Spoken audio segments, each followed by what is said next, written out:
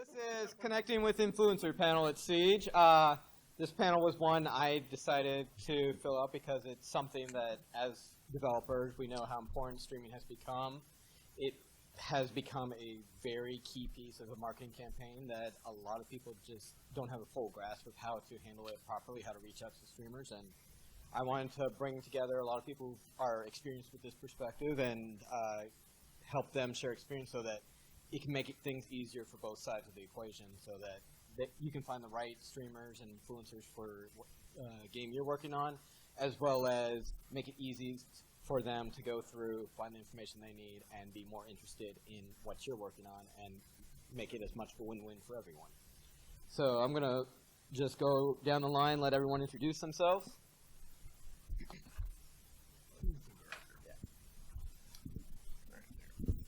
My name is Dr. Krazy. Are we going by real names or fake names? Superhero names. My name is Dr. Krazy. I'm a variety streamer. I am also the community manager of the newly reborn Stream Atlanta. So, yeah. Woo, thank you. My name is Wes Wilson. I'm a veteran content creator. I was pre-monetization YouTube back in the day. We had to sell an arm or a limb to Machinima to get monetized on YouTube. I've been involved in pretty much every. I used to stream on Ustream. Wow. Back in the day. Okay. And I actually was hired by Microsoft to work with Beam right before they became Mixer. And I was a partner account manager with Mixer for almost 2 years. I like that resume, but way better than mine. Yeah. I'm like, oh no. I'm a cosplayer, so. I should have been at the end, I told you guys. So I'm Tygarlily. I'm a cosplayer, but gaming started, I used to do Microsoft support, and then I just went straight into gaming from there. So I did a lot with Microsoft. I moved here to Atlanta and joined the amazing community. Thank you, Dr. Krazy. I appreciate it. But really, my way of getting connected with everyone is a cosplayer, so marketing aspects. So.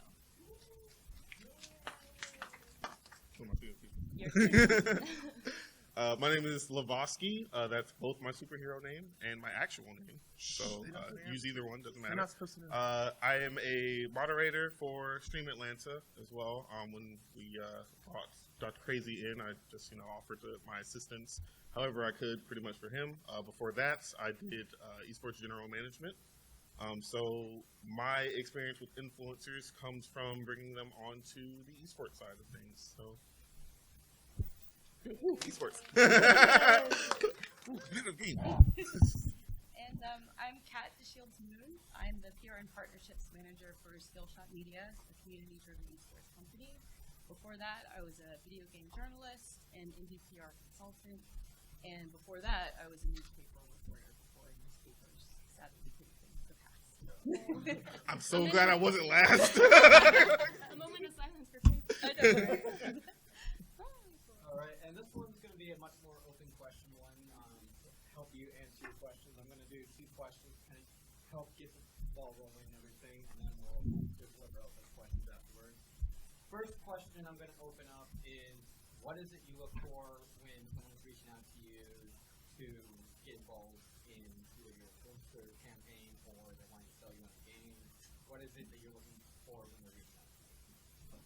Can I entertain people with this product? Plain and simple. If you have something that you want me to present to other people, is there a way that I can present it to them that will be entertaining? Can I have fun with this? Are you going, it doesn't even, like, for instance, the Into Esports Youth League program that started up recently, I have them on my stream, and a good chunk of that was because I got to interview some of the people who were involved in the project. I just took a break on my stream and said, hey, I want to talk about this thing that's going on in the Atlanta area right now.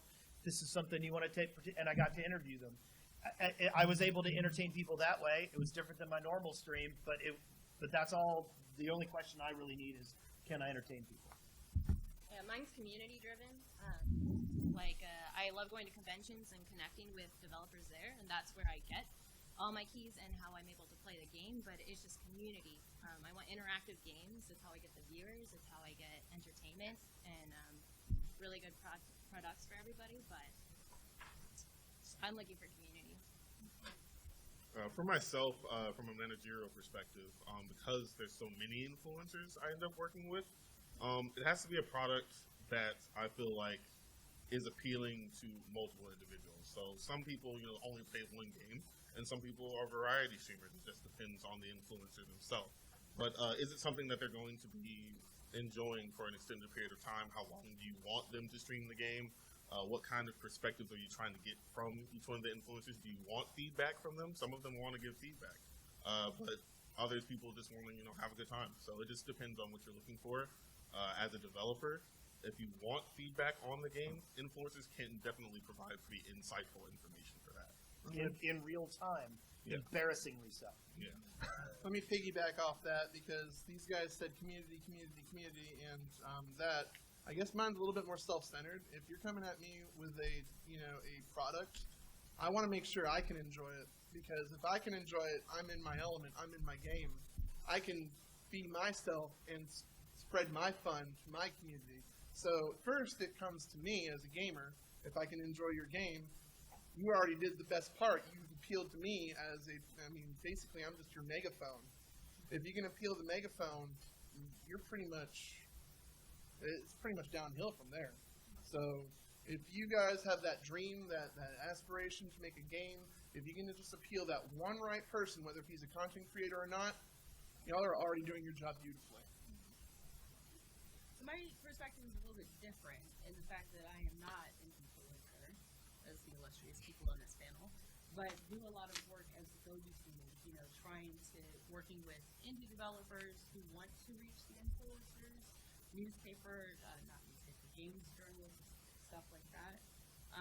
So authenticity, definitely do the research. Don't cast a wide net, try and reach everybody, because I'm sure everybody on this panel will agree their focus is very different. No more battle royales. What do you mean? I'm just kidding. Hey, well, Fortnite just died, so Fortnite died. Right. And then one more question before I open it up to the floor. What is an interesting story, good or bad, you can choose whichever one, that you've had in terms of a deal coming towards you as an influencer, or in the case of that, the go-between person? What's an interesting story to tell the others? I was involved in a promo for Magic the Gathering Arena recently. And I was very excited about it because I have old alpha and beta cards. I'm old school Magic. I was like, yeah, I can't wait. And so they delivered it to me. And, it's Magic the Gathering Arena is all multiplayer. There's no single player campaign, anything like that. You're playing against other people. And they gave all the people who are participating in this preview all the cards. Ooh. And so you could make whatever deck you wanted, which seemed amazing at the time. Then I got in to actually play the games, and every deck I played against was so annoying that by the end of the entire preview, I'm like, why would anyone want to play this after watching my stream? I lost every game. Every deck was annoying. I didn't have a bit of fun playing it because they were totally magic wonks, and it was miserable. And I'm like, I don't think I should ever volunteer to do these again. This sounds like my unplugged Magic experience. Yeah. Oh my God. And similar, if you have some kind of a promo where you're including amateurs and professionals, these things can go drastically wrong. You want to make sure that when you're trying to promote your product, you don't completely outclass people so that they end up frustrated like I did. I know a lot of fighting game developers go through these woes because you've got to appeal to the hardcore people who go into the training labs for 3 hours a day versus the guy who only turns it on to play his best friend on the couch. You got to appeal to your casuals as well as your hardcore gamers. I cannot. I agree wholeheartedly. For cosplay-wise, Wife Swap, whoever's in charge of Wife Swap messaged me and was like, but that's not at all. What? I was just like, I am not outspoken at want to live in someone's random house. I would feel worse for the female that had to live with my husband because we live a particular life. But gaming wise, it was at PAX East, and it was my first time hosting. So I was doing this for Gaming Life Network, and we were going around to developers and publishers. I went to Devolver Digital, and one guy I started hosting, and this was from my friend Pedro, and the guy just turns around and then does his spiel. He's like, well, my name is blah, blah, blah, blah, and my friend Pedro is blah, blah, blah. I had no idea what to do. So I just walked away from him and grabbed a random person from the crowd and was like, so how's PAX East doing? That was mine. I'd say a pretty interesting thing that happened to me was, and this is, I'll say this is bad. I'll just preface that. But we were approached by an indie developer that did not want to pay for for us as a product, essentially, or service that we were providing, essentially. Which is very, very bad because basically we'd be providing free PR and free advertisement for your game, but you don't want to pay any dollar amount, especially if you want someone particular. They wanted very particular streamers from our selection, and they had a very particular amount of how many people they wanted to view the game as well, and how many hours they wanted viewed. So that was fine with me. We've been approached in other scenarios like this, and that was perfectly fine. But you can't not pay for it. Yeah. The more particular you become with that, with whatever your game may be, and more data you want back as a return on investment, you have to first invest. This person did not want to invest. So it was just a very odd situation for me to be able to tell this person, I can't help you.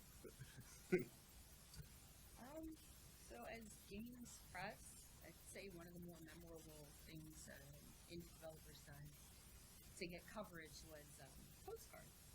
So it was this game called Pitfalls, and it was developed in the Ukraine, and they sent a postcard with all the little cats that they had featured in this little game with a handwritten note from the perspective of some of the characters. It was just so interesting because it's like I haven't gotten something in snail mail for forever, in the world of email and whatnot. But it was charming. It was on brand. I still have all of the postcards. So definitely take like what you do, your approach, your focus, your niche, and factor it in. Like let your personality shine through, outside of just your pitch, for your game. So good luck. All right, so this might not be a great story for all the note takers out there, but I will just say the motto of the story is be prepared. Because when I first started the whole rebirth of Stream Atlanta, one of the things we wanted to do for one of our meetups was to have codes to give to our streamers. That way we can get the word out that we actually have developers helping us and all that stuff. So we approached the high res. We approached, there was another one, but the one the story one's focused on is Tripwire, because literally we were in the vicinity of Tripwire. And my guy who was carting me around like a chauffeur says, let's go to Tripwire. I'm like, all right, let's go to Tripwire. What's the worst that can happen? We forget that most developers with business offices close at 5 o'clock, and here we are in traffic 5:15. So literally we came knocking on their door. It really looked like a doctor's office. Like I was paranoid we had the wrong building. We came knocking on their door. The doorman came up. He's like, how can we help you? We're like, hi, we're Stream Atlanta. We wanted to come to talk to somebody about, seeing if we can get some games to, get your games out there to our streamers. And at that time I was repping 150 of us for the summer meetup? Yeah. And so we're up to 250? Not 220 actually, but yeah. And literally they rolled with the punches. They welcomed us in. We saw their lobby. Jared came down. He's like, hi, my name is Jared. I'm like, hi, my name is Dr. Krazy, because we're using fake names. But, and literally I told him our situation, my origin story, literally I was nominated as our community manager, and I just wanted something to give to our gamers. And he said, yeah, we'll work something out. An email came 3 days later. He literally gave me 150 codes of each of their backlog games. Wow. And I was like, sweet. I don't know where those codes went, but they got to the floor of the event. I just don't know where they went after that. But So they're in the hands of many people, but I'll just say be prepared. You never know when opportunity is going to come knocking on your door to either show your backlog of games, because guess what? We're now looking at Chivalry 2. We're now looking at Maneater. I am wanting to play this Maneater because he said Grand Theft Auto meets Sharks, and I'm like, you have painted me interested. And literally, that relationship would have never started if just a bunch of randos knocked on a doctor office-looking building and literally said, "Hey, we want games because we are gamers." And so, like, just be ready. You don't know when you're going to get the phone call. You don't know when you're going to get a postcard. You don't know when you're going to get anything. Just be prepared. Definitely don't know when the shark's gonna come and try it. I cannot wait to play that game. Grand Theft Sarah, Auto. you're out there. Where's my demo? On blast. Where are my demos? Do we have any questions? What would you consider the ideal developer to work with, like as a streamer? Yeah. No matter how busy you get, please communicate. Just making sure that if you do have a partnership where you're working together, just make sure there's that front, you have an open door, that it's never closed. Like, oh, I'm so busy, my head's down. Like, I don't want to do that. I'd rather just go find someone that is willing to work with me and can answer any questions.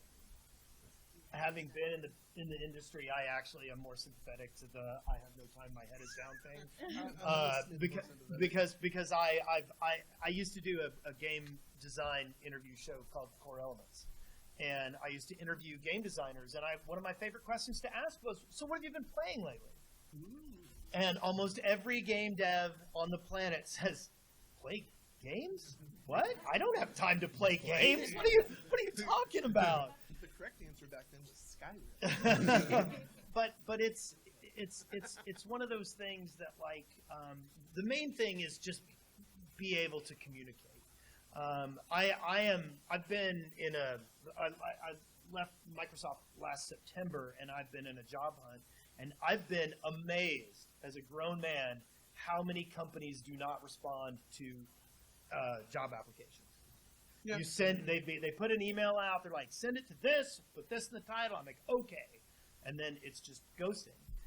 And the same thing is, if I really wanted to play the Goose Game, so I emailed the Goose Game people. I said, I want to play the Goose Game. I want to play the Goose Game. I know, I want to play the Goose Game too. Where's my demo? So I emailed them and I said, I am really excited about your product. Is there a preferred method by which you request keys?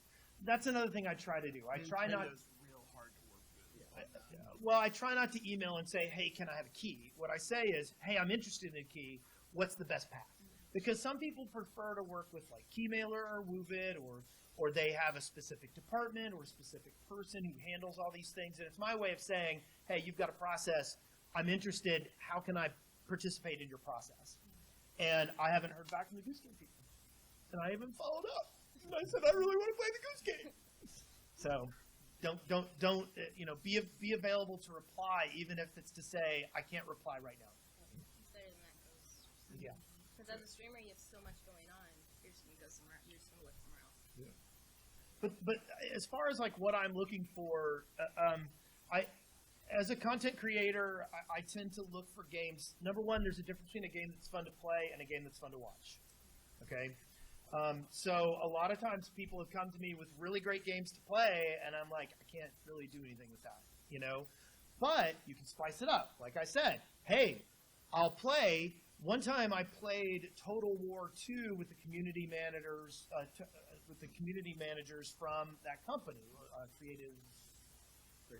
Yes, something like that. Anyway, and I actually got to hang out with them and joke around with them while I played this really boring war game, and that made it worth it.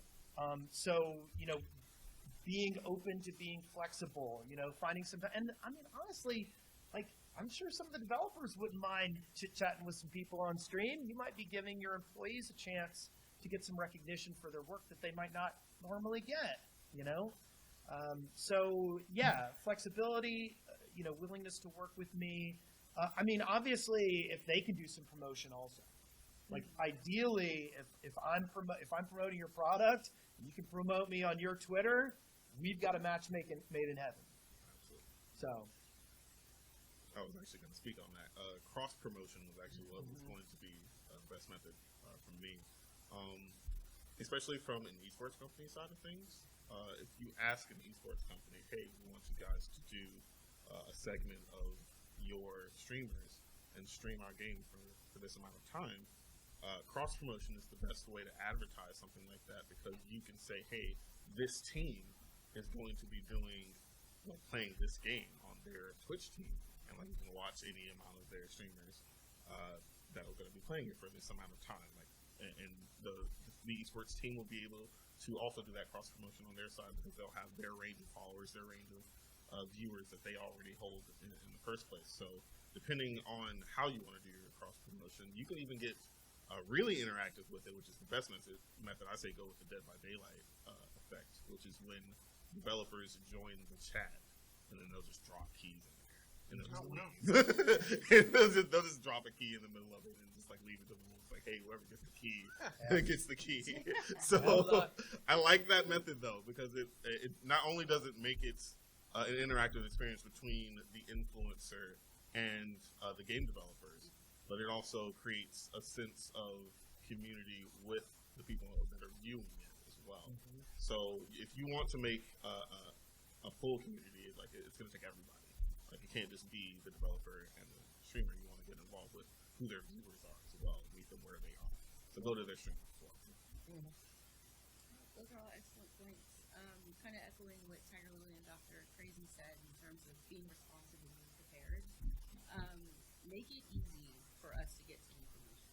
You know, so you know, I'm going to piggyback off this. Right. If I have to, okay, well, what's your website? You know, what is your game? What are you reviewing? Who are you? You know, and you have all these questions. You know, so having a press kit, you know, it doesn't have to be some big, robust thing. It can just be a fact sheet.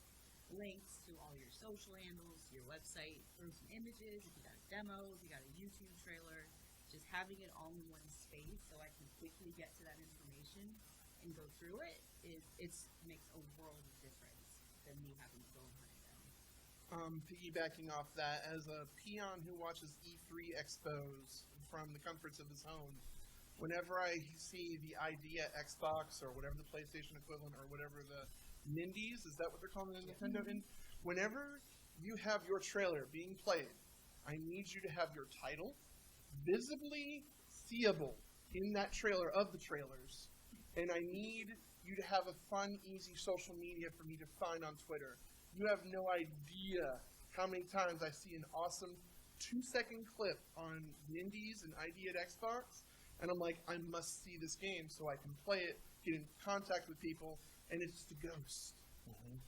All I saw was that 2 seconds of an indie game, and I have no idea where to find you. And the only times I do find, you would be very surprised how many, what small percentage of us will actually go there. There are games out there like Spellbreak, which is basically the Battle Royale, but it's more of a fantasy of like Magic kind of thing. You got gauntlets, you throw in spells left and right, it looks really cool.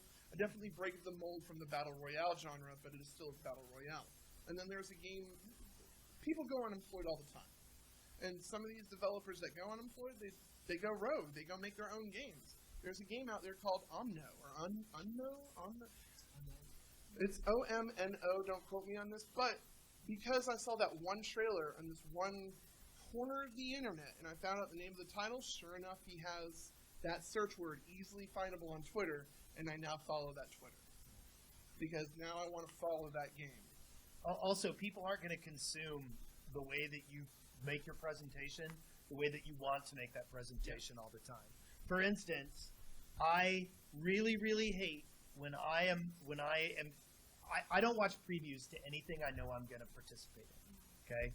Because I know that every preview has spoilers in it, and I don't want spoilers, okay? So if I watch the first, 3 seconds of a game trailer, and I don't want to know anymore, I'll turn it off. So if you're, building this big presentation for that final, blah, here's the title, I'm not going to know what the name of your game is. I'll have to find out later. So try to be aware that even as something as stupid as a trailer, it's going to be consumed in ways other than what people want. People are going to use your trailer for promo while they're talking about it. If they do any kind of a podcast, they might have it playing on repeat behind them. Ooh, You know, yeah. so plan on your promo material being versatile and diverse. And I have one question. I'll just add in one thing from my day job. I do influencer relations for Game List, and one thing we've learned is make your information up front, up at the top, quick, dry. Here's this, here's that, here's that. Here's everything else, all the fluff if you want to know more about us, more about the game. But here's the quick stuff that you're going to just go check, and then go into the big deep stuff, because that's one thing we personally learned is just go in, give them the quick skinny, and then have all the rest down in the email and make it easy for them to find out whatever else they want to have, which is what Kat kind of talked about.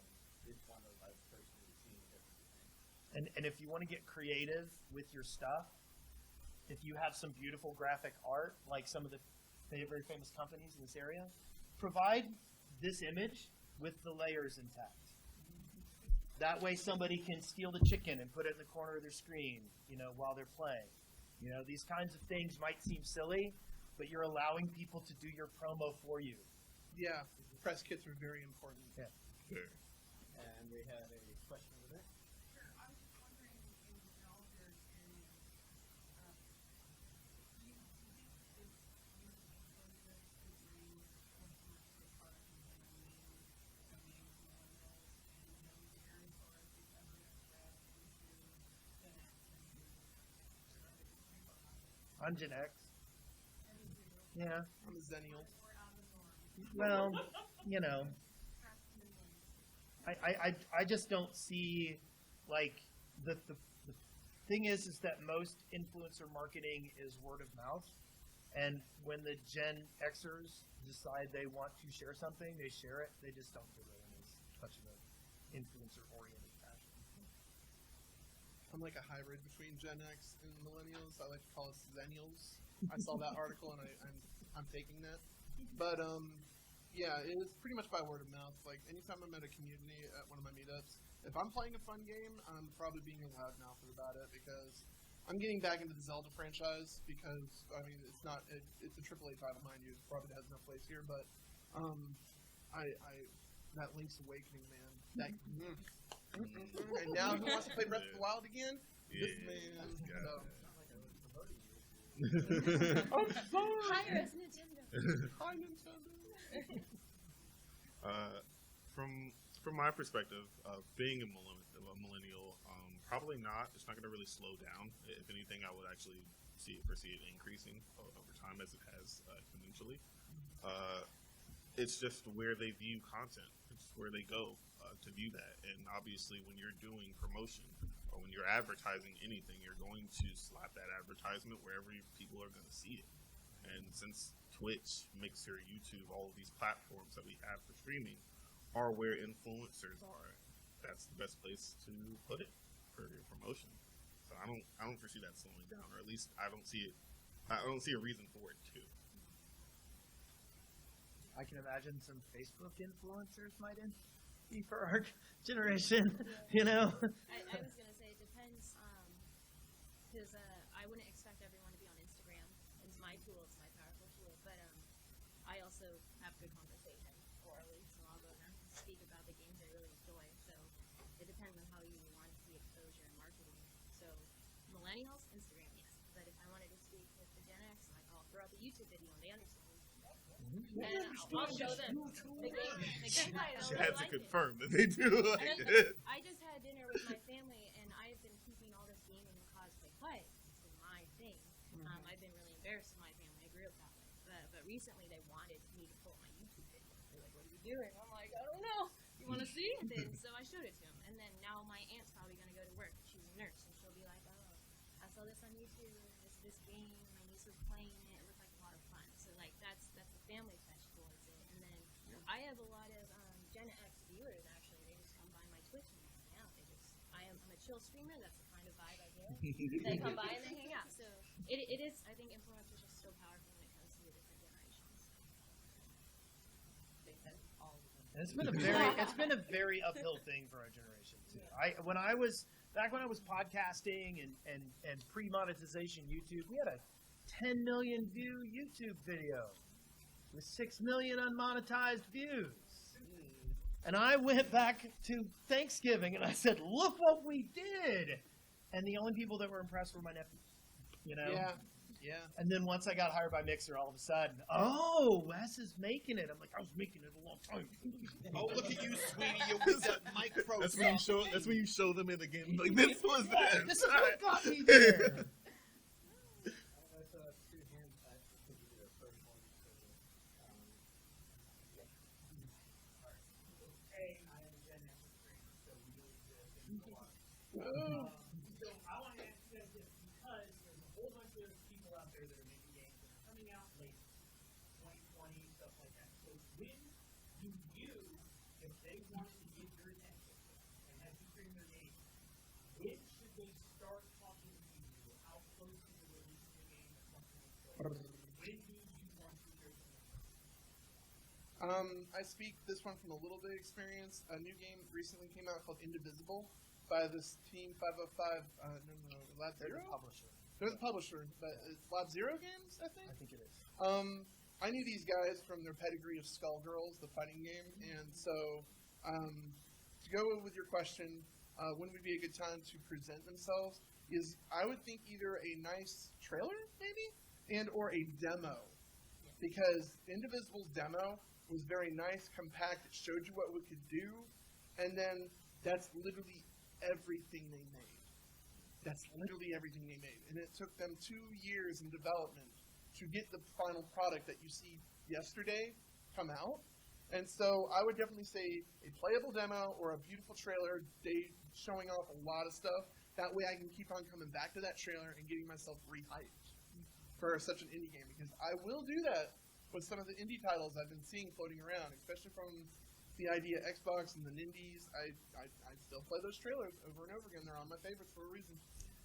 That particular game brings up an interesting point, though. I got an email from 505 Games saying, hey, do you want to play Indivisible? Lucky. And it's coming out in 4 days. And I just did not see, or it was like a week, I think.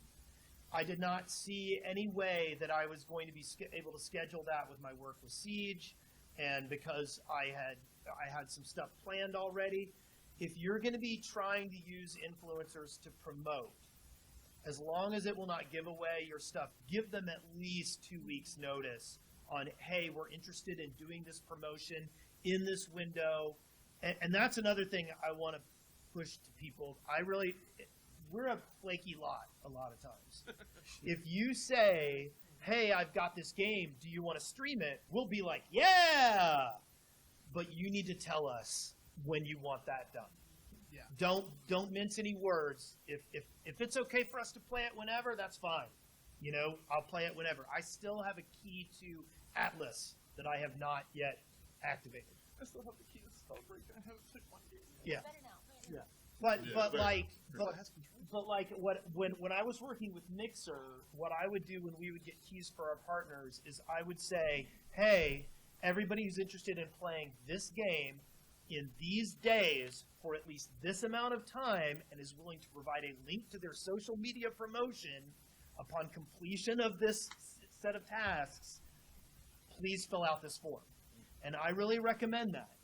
Let people know I'm interested in having my game played for at least 2 hours in this particular window, and I would like a link to this to demonstrate that you did it. You know, and I feel like it not only sets expectations that they are doing it for you, but it also makes it so that you have a resource to check back on to see the results of your promotional efforts. Yeah, Rashlander is one of the first developers that actually reached out to me. Actually, Ryan Davis is the one that reached out to me, but he's with Bitcoin. And Rashlander is his Twitch Interactive game. And he had me join a Discord as soon as I met him. So that way I could keep on top of everything. It had all those links for me. I thought that was awesome. It had, had all the images that I needed so I could throw it into my stream. So I thought that was really nice. Set that up. Yeah, and I just want to speak on what you were saying. A lot of times with influencers, the primary question that's asked all the time: when's your beta? They'll ask that just all the time. Like, when you're out, when's your beta? Like, when can I play the game? So that's obviously going to be dictated by the developer, by you. You set the timeline of when to reach out to these individuals based on when your release times are. So whenever you're coming out with your alpha, if you want somebody to play it, you gotta schedule it around that. If you want somebody to play it around the time of the beta, more people, you want to get more people involved, you want to reach out to more influencers around that time. The actual final product release day, you definitely want to have that 2 week notice around before it comes out. But for closed betas, I'd say almost reach out a month prior, and that's just because that's enough time to educate people about the game, reach out to people via email about the game, get the keys distributed appropriately so that they can access it, and then get an appropriate amount of time for them to play the game and get feedback back from them as well. Press largely operates the same way. You don't want to hit outlets when it's an idea floating around in your head. Definitely a demo helps in terms of getting some coverage. If you have a trailer, making yourself available for interviews, or, oh, I think your art style is amazing. Can I talk to, whoever's over that? Like, you can get hooks and attention, build awareness that way too, if you don't have a trailer done. But, there was a game, what was it called? It was like Felix the Reaper, I think it was. And it's like this indie game where you're a dancing Father Death, and going around solving various puzzles. And they didn't have a demo, but the premise of the game was really cool. The art style was amazing. The fact that, they made something very dark and morbid, entertaining, light, and fun. Discotheque music.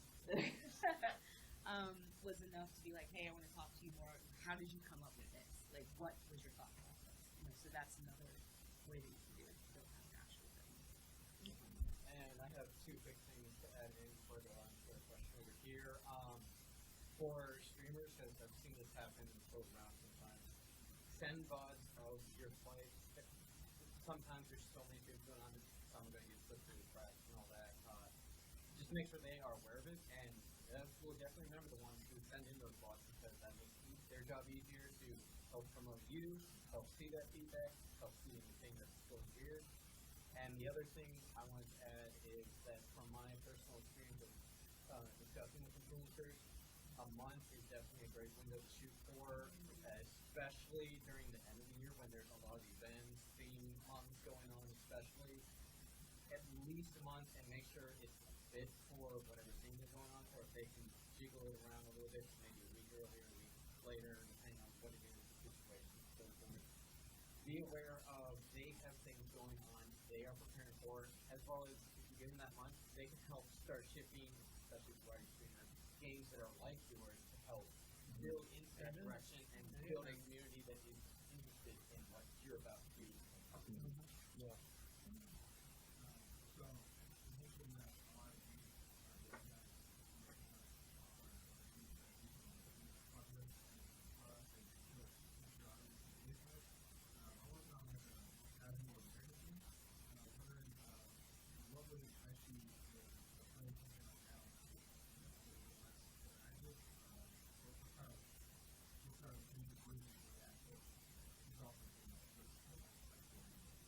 I think knowing your audience, whoever you're trying to appeal to, when you say a narrative stream, a type of game, immediately I'm thinking of the Sega Saturn game I used to play. Yeah, I'm that old. But a Sega Saturn game called Blazing Dragons. And literally that game was a purely narrative game. Like, you were on a two-dimensional platform and it was nothing but puzzle solving. And if it's anything along that vein, I would say definitely try to find people that like to solve puzzles, your Zeldas, your God of Wars, those kind of 3D action platformers, and just get them mentally prepared. This is going to be you can't have somebody that's like a fighting game expert come and play that kind of narrative-driven game, because you just got to know your streamers. So definitely as influencers, you're going to have to, go to the bottom dweller, or, invert that list where it's the lowest numbers first and the highest numbers on the bottom, on Twitch or whatever platform you're using, and definitely just start seeing who's presentable, who has that webcam, who has that personality, because sometimes they might be sitting on a goose egg, but you don't know if they're the next like Bob Barker of video games. So you don't know if they're the next ninja. You don't know if they're the next Dr. Lupo. Yeah, y'all remember me, Dr. Krazy. Narrative games are actually a lot of fun, especially if you want to get a little gimmicky, make a Twitch extension or a Mixer mix play thing that allows the audience to vote on decisions that can be made. Okay, these are something that won't be in your game, but you can reach out to the streamers and go, hey, look, I made this little mix play widget for Mixer, so that whenever it comes to a decision, you can mess me up. the chat can make decisions, or at least inform the streamer what the decisions are going to be, or let them share their opinions. I know that Telltale did that for some of their games. They allowed the audience to actually drive all the decisions of the Telltale game, and it was kind of amazing. Kind of like Twitch does Pokemon, but I don't have any problem streaming narrative games. The main problem I run into is that if I'm really enjoying something and I want other people to experience it, I start telling people to get the hell out of my stream. I got to the end of Control, and Control was so freaking good. I got rated on Twitch by 25 people, and I said, hey guys, I really appreciate this, but I want you to play this game. Get the hell out. I said, get out. I said, this game is too good for you to catch the last 10 minutes of it. Oh, yeah. So that's the problem with narrative games, is they're best shared with the first half of the game. Yes. Yeah, so if you were to release a cut of your story, basically, just enough for a streamer to do, and then you want to find a streamer that you connect with. You want to find someone that can really bring the narrative out of the game, like someone that's really entertaining. Like I would probably watch you. Someone who can play do this game. voices. Yeah, the streamer is the entertainer, right? It's their job to really hype and just make little sprinkles on top of your game. So. If you get a chance to do the Twitch integration, though, look up a game called Choice Chamber. Oh my God, chat will destroy you on that game. Okay. And Mixer Mix Play actually has hooks for Unity and stuff like that. So if you want to make chat integration into your game to allow the streamer's chat to directly interface with your game, there are tools out there that allow it to happen, especially with the no latency of Mixer. It's a neat tool. So that was the game I was demoing from PAX East, Ratchlander. Basically, chat could write left or right, and the little spaceship in my game would turn on me. So I would be trying to fly through space, and then all of a sudden I would spin out of control. And I'm like, how are you doing this? But chat was it was a lot of fun. If you want the views, you have to be really interactive. Killing Floor 2 had functionality that allowed the chat to vomit on the screen of the person playing the game. So you're playing this big combat, and all of a sudden zombie vomit is street. You're like, oh god, I can't see anything. Yeah. They love making your life hard. Yes. And that's something. They want to see you struggle. Yeah, no chat will make your life better. If you give good and bad options, you might as well just throw the good ones away. So you gotta make the bad ones extra I would also don't forget about with narrative. I love narrative games. That's my favorite thing in the world. But think about the emotional hook. Is this a game like Greece that's talking about overcoming fear and uncertainty? Is it something that's taught like Old Man's Journey, which is exploring love through the perspective of somebody who's been there? So pitch those too, because those are gems, within your game. And it might not, resonate with Levoski here, but it might resonate with me, or somebody else sitting. Please don't kill Aerith. And then also from an educational standpoint. So Bury Me, My Love was, a mobile game talking about Syrian refugees, and a couple split up and trying to, one traveling to a different place and what was going on. So think about, okay, here's your pitch about what, your game is, what your narrative is, but what am I going to learn from it? What's it going to expose me to? So those are things to keep in mind. So. You could also provide some promotional stuff to get have the streamer learn something about one of the characters they're going to encounter later or something like that. Have them already that's a good idea too. Have them know something, get them invested before they start. I played it Hex I don't know if it's a narrative game, really great, creative little thing. But I don't watch previews. I knew nothing about it. That was really valuable for that game, but it might have also been valuable if I had known you're going to be facing one of these kinds of decisions. You know, you might want to think about where you are and get your headspace in a particular place because, you know, it might increase the emotional toll. I also would say, when you play Pokemon Tygarlily, I'm going to. one of the, actually, you were in question. Yeah. One of the things they did whenever you started up, they had a quick flashback to the last 5 major events you did. That might be something to do so that, oh, I missed the last stream, but I can get caught up. As well as inform all streamers. This is very narrative focused. Be ready to prepare and let them know if you want to know the story, you're going to want to catch more of it than those who just kind of pop in and out. Those Alan Wake intros.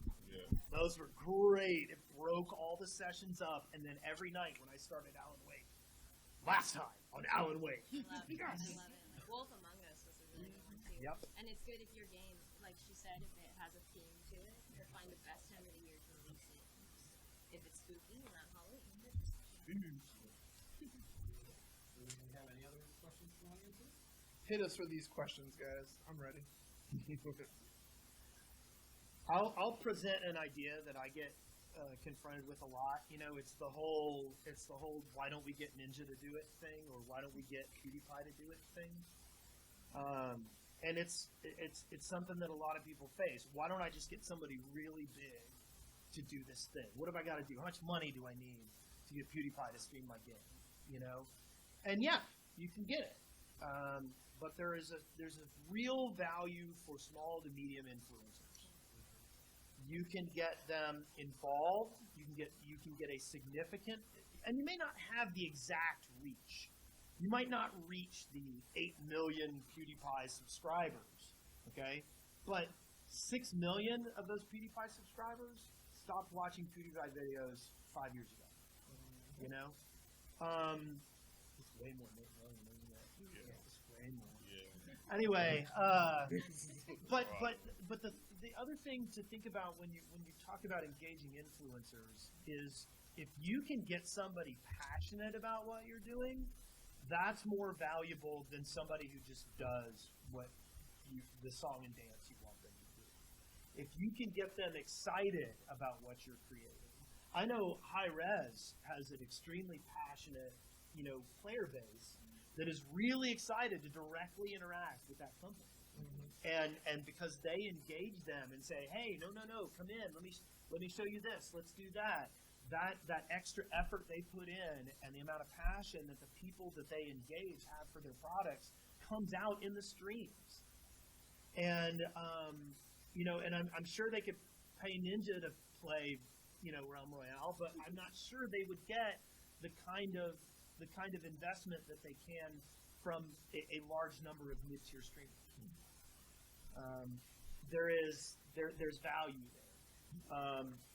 The other thing is that with a mid-tier streamer, you're investing in them, and then if they start succeeding, they're going to attribute your stuff with their success, and they're going to want to take you with them. So there's a lot of different angles I there. like to thank the indie game developer Little Bunny Poo Poo for believing in me. But no, on the whole thing of Ninja is big, does everyone remember the backlash story that came after Apex Legends came out? Because you had the bigwigs, you had the Lupos, you had the Ninjas, you had the Tatmans. They all played this game, and it was amazing. And then what happened after the month? Apex Legends went right back down to not even top 100 because technically they were paid to play this game and their contract thus expired. If you can find a indie developer that is passionate and into your game, you will get a lot more mileage out of that than that game did. But Apex kind of had a small bounce back after 3 seasons. But, I mean, you don't want that for your game. No, you don't. I'd also like to make a comparison based on that. So Ninja just recently decided, I don't want to stream for Twitch anymore. I'm going to go stream for Mixer. But there was an article that just released I want to say like last week, that said, Ninja's actually not making that big of an impact with helping Mixer catch up to Twitch. The reason being is because now Mixer has spent an extensive amount of money to get the top guy over to their platform when they could have gotten multiple individuals to go to their platform, which would have spanned across multiple different games. Instead, they only got one person for one game. There's too many games out for you to just throw $1 million or however many millions of dollars into one person that only plays one game really well. I won't say that he only plays one game really well. He probably plays a few games really well, but he focuses on Fortnite.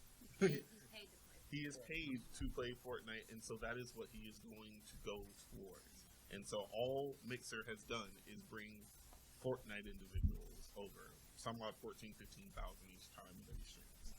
But a very good number to bring over, but not an influential enough number to make it the impact that you're looking to make. So now, in my personal opinion, they have wasted valuable dollars they could have spent on getting the lower 5,000, 6,000 echelon of Twitch streamers and brought them all to Mixer for a significantly cheaper price. Yeah. So The losing horn comes to mind when you read that article. Yeah. It's like, womp, womp, womp, yeah, it's kind of sad because like you don't necessarily want anyone to fail in this industry. Like we all succeed by one of us succeeding. Like Twitch is doing well, correct. I want Mixer to also do well, but I need them to make the correct business decisions in order for them to do that. That's not up to me. I can only just hope and dream. I can just, do my prayer hand emoji and just hope that, to God that they actually like do what they're supposed to. And as someone who's been on the inside of that whole thing, it would be really nice if people with good ideas could influence where certain things were going. It's like there should be forums or something. I don't know.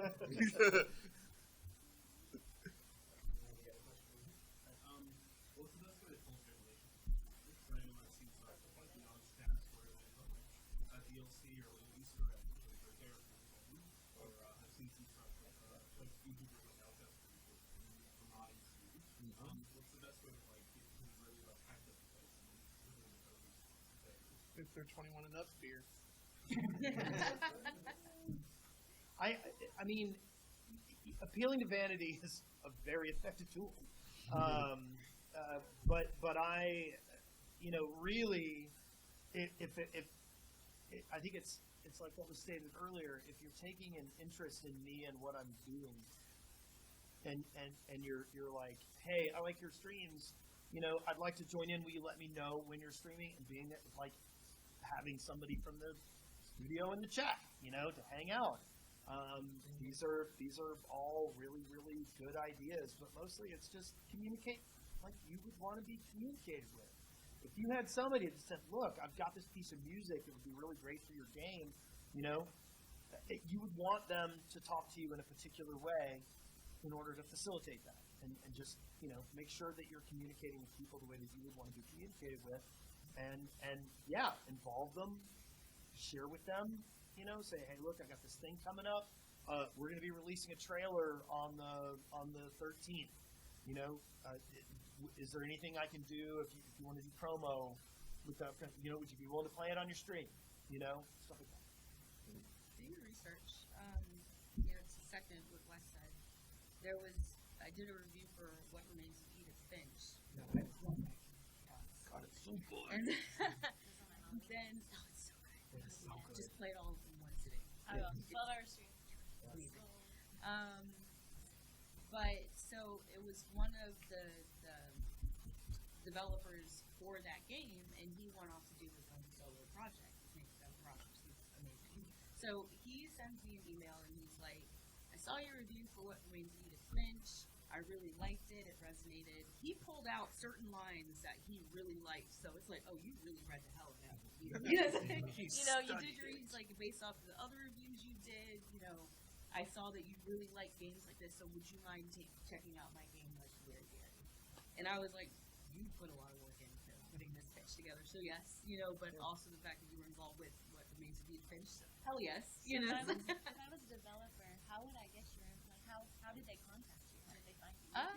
Oh no! So the press, there's usually like a contact us, and it goes to everybody for that certain vision.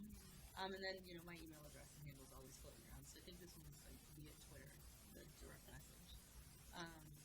But yeah, so tailor your approach. Don't just do a cookie cutter. If I know you copy pasted it to like 18 other people, I'm not really gonna, because you didn't take the time to tell me why it matters to you that you want me to check out your game, and it can make a world of difference. It's definitely a little bit more time intensive, but it can pay off in major ways. I'm probably gonna write off that. As a community manager, I guess I got to talk community manager talk. If y'all are out influencers in the Georgia area, y'all probably want to tune into our Discord or at least the Twitter and find out when I'm doing my meetups, because even if you can come in disguise, incognito yourselves, however you want to do it, and just see who's there. I think 90% of the events I host seasonally are all broadcasters. As small as the goose eggs to as tall as like 100 viewers at one time, every time. And you don't know, the guy who might be sitting at 100 viewers might be a complete not nice guy, for lack of better words, but then the guy who's sitting at 5 viewers is like the nicest, most kindest person in the world. You need to come and like literally study who you want to share your game with, because you don't know if they're going to take you for the marathon or just take you for the 100-meter dash. And you don't know if they're going to make terrible videos later. Yeah, and definitely you want to match it with your personalities. If you're the narrative kind of guy, you need to find the guys who are playing that Wolf Among Us, Tall Tales, Batman. You need to find guys who played those games and are like, I wish Tall Tales didn't go out of business. That's the audience you need to find. Yeah. If you guys are making those puzzle games where you want to, there's so many good puzzle games out there that are like action platformers, but come to these meetups. I strongly urge you. If this is really like a Southeastern thing, there are Twitch managers in Florida, Twitch managers in South Carolina, Tennessee. I can't think for the life of me what's going out west, but find me. I will find if anyone's out in Alabama, Mississippi. I know there's plenty in Texas. There was a San Diego one. There is, yeah, that's all the way. Well, and If any of you guys flew from San Diego here, bless your heart. All right, your jet lag is probably miserable. And networking is important. Yes. Really, really important. If you go to a PAX, attend some streamer events. Find out. I know Mixer has a meetup at every major PAX and E3 where they bring in all their partners and ask companies to come in and meet their partners. Mm-hmm. You can find out where some of the streamer parties are. Mm-hmm. I mean, obviously, you don't want to crash Tiny Bill's party and hand out your game's cards. You don't want to do that. I mean, if you went to Twitch Atlanta, we want that. Yeah. We're seeing I don't know. it, They're like, coming We in have a with whole like desk accordion for it. Like, we People just, love being a streamer. everyone throws Like, I love being a streamer. I just need Well, content. But Make sure to put you on the ban list. But consider getting yourself around, and there's huge attendances at these PAX events and Comic-Cons and things like that. And Conventions. you can find the parties and just go and have some drinks and find who you like. And Beer. And it doesn't matter how big or small the game is either. Like, as long as you're showing up to those events and showing your face and showing, hey, I work for this game, like shake hands, like friends with some of these individuals as well, invite them to some things that you're doing. Patrick comes to all of us. Yeah, like That's just why just I met him. show up. Yeah. I will say, showing up to we don't charge any, we can't charge anything for those. I can't. Yeah. No. But it's basically an episode of Cheer where everybody knows your name. And Like, every single time we have packed rooms where people are having to step away just to get some breath because there's so many people yeah, there. there's a lot of us that are anti-social. Also, as a developer, I can speak. We all know how long the game development process is. It's not just like 2 or 3 months. It's like if you're doing 6 months, you're doing fantastic. You're more like 2 to 3 years and so on. Think about that whole development process. You've got time to be involved in communities. Just do a simple, hey guys, I see you're streaming. Like, Tygarlily, how many times have I caught you streaming in the past week? Yeah, you've been in all of them. It's scary. Patrick, you cheating man, you! Bam! I knew that's where you went! It's been fun having you. Just being involved in their community, and as well as you get to see their natural personality, as well as the community's going to see, oh, he's already here, and the streamer's going to already see you're already there. They're going to be more than happy to promote you. The community's going to be wanting to promote you to the rest of the community because you're already there. And yes, you can do things like put them in your game. I'm doing that right now. Sometimes they may do special things like cosplayers, and like Tygarlily is offering to do a cosplay of one of my characters at DreamHack. Yeah, so what I'm doing for Patrick is I'm cosplaying his character, and I'll be sitting at his booth. Anybody who walks by, be like, hey, check out this new game. Like, And I Booth can't babes. underestimate that enough of cosplayers do help at the right convention. He might not be one of those. MomoCon, AWA, DreamHack, that's going to bring people to you. And we will be at all three of those. Yeah. If you see this fat face, I have something going on at all those conventions. Like, as again, community manager speak, I'm sorry, but I'm like doing a lot of scouting for 2019, but 2020, I want to have a booth. I want to have a meetup. I want to have that at MomoCon. I want to have it at DreamHack. I want to have it at AWA. I'm literally scouting out, trying to find the big heads, find out where can I get in through the cracks, and find out how I can make Nest and make Atlanta a scene. I'm assuming most of the people are from like 60 miles at least away from here, maybe further, but don't feel like just because it says Stream Atlanta, you have to stream to be part of this. We have viewers, developers, cosplayers, seamstresses, prop makers. Literally, I know lots of people. Family even comes out to this thing. Graphic We have this cute little 7-year-old that comes out, and it's because the 7-year-old is one of our streamers. Best sticker applicator ever, all right? Like, that girl just blew all my other sticker applicators away. But listen, y'all are family. If you're in this room, come on out. January 18th or January 25th, I'm planning a huge event. We're looking at South Atlanta. So keep that in the back of your minds. Pull out your little phones, type in the social medias. We're at Twitch Atlanta. Wait, is this a projector? Is there I got a whiteboard, even better. We're at Twitch Atlanta.